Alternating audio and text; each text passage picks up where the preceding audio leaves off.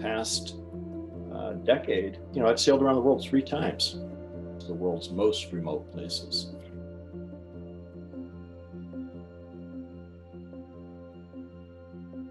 We rolled into this town, and our yachting agent, who had been supporting us all week, came up to me just as we were to leave and said, "Captain Tim, can you come and talk at my school?" Tim. Nice to meet you. Nice to meet you. And here we are, standing up in front of this classroom. The first words that came out of my mouth were, "When I was 8 years old, my dad taught me to sail." And I took to that like a fish in the sea.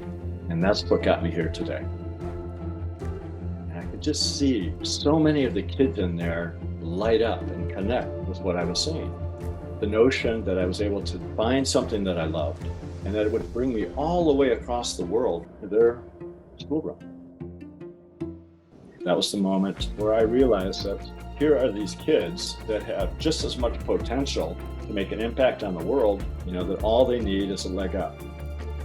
Really, I think my emotion comes from, it really is an all hands on deck situation. I've seen it, and I've seen the solution, a big part of the solution. If somebody falls overboard, there's a lot of people overboard right now in the world, you yell, "All hands on deck." And that means the cook, the stewardess, the guests, everybody is on deck.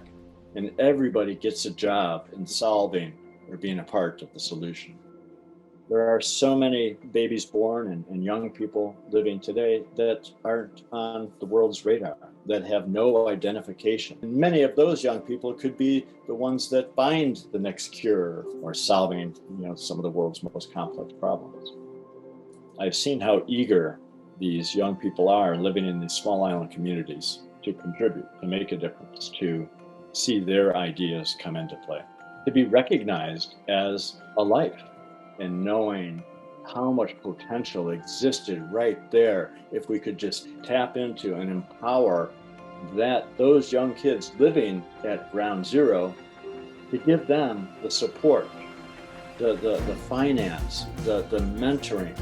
Together, we're trying to give them that portal, that starting point, that opportunity to find what resonates with them. Everybody has something to contribute. Everybody, regardless of their age, regardless of where they come from. We want to find those people that get it, but are just trying to find a starting point. We want to provide, with the Wonderment and our collective action group, give people an opportunity to get involved, whether it's their time, their treasure, or their talent, where we put our resources into preparing young people in these coastal communities to be resilient, to be able to stand back up on their own.